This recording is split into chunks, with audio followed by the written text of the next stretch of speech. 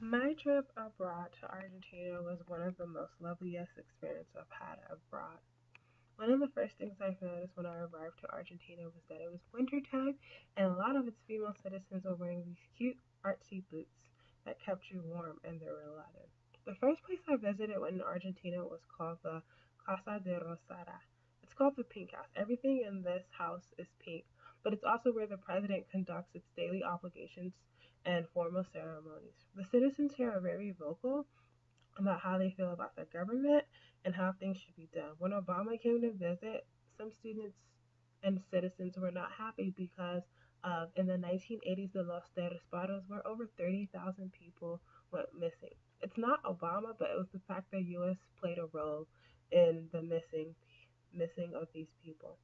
Before we left Buenos Aires, we were able to tango for the first time. We had an American teacher, his name was Kevin, and Kevin taught us about the art and soul that comes when you are doing Argentine tango, which is different from other tangos. The second place we visited was Iguazu Falls. Iguazu Falls was very beautiful. When we first arrived to Iguazu, the National State Park, we were able to see Myanmars, which come and grab and chase you around because they want to eat your food on the way to the falls. They jump on you, and you just have to be careful needing to hide food from them.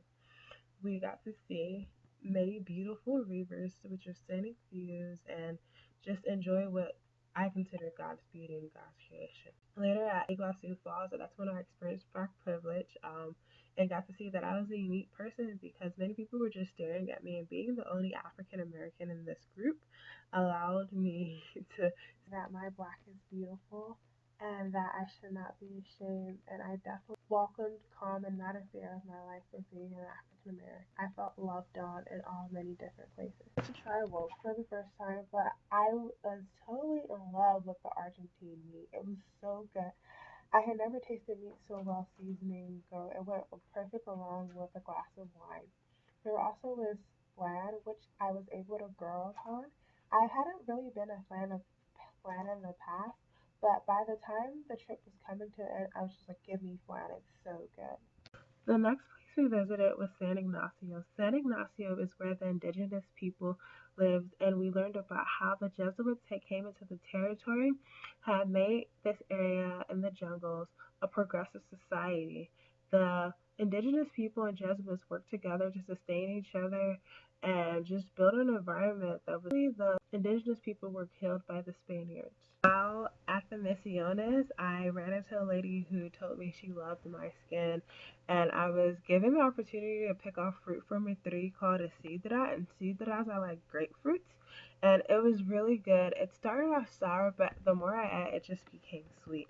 The next place we visited in San Ignacio was the yerba mate factory, and mate is the country's drink of tea, and it's highly caffeinated, but mate is meant to be shared amongst a groups of people. This drink is really communal, and I enjoyed learning about how the mate was made. The place we traveled to was Corrientes, and in Corrientes, we were able to mesmerize a lot of people. Many people could tell that we were foreigners, and it was really interesting how I would be walking down and random guys would just walk up to me and ask me for my numbers and just be like yelling at me. A lady actually told me that she would appreciate it if I came back to Argentina and had my babies here. I laughed, but she was serious. The next city we traveled over to is Rosario, which is our professor's hometown. In Rosario, I was able to experience the Independence Day festival that takes place. We ate the country's independence food known as lorco, and I was able to dance learning folkloric dances. Throughout the many cities that we visited, I was able to attend milongas, which are where people dance tango together, and it's really interesting because guys ask females out. It's very traditional. I continued to try various amounts of different foods, but was also able to continue to drink mate. I was able to visit Hillsong Church and worship with my fellow brothers and sisters in Christ. The worship music was in Spanish, but the sermon was in English. One of the senior pastors of Hillsong was visiting, so it was nice to hear. I also continue to try more food, continue to dance tango. Another highlight would be visiting the Teatro Colón.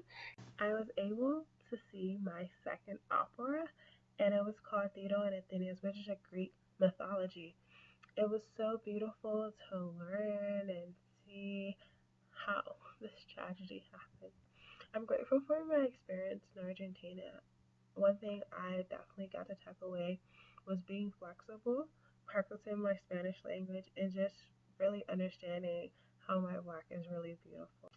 I'm grateful for Dr. Jan and Dr. Pierce for putting this.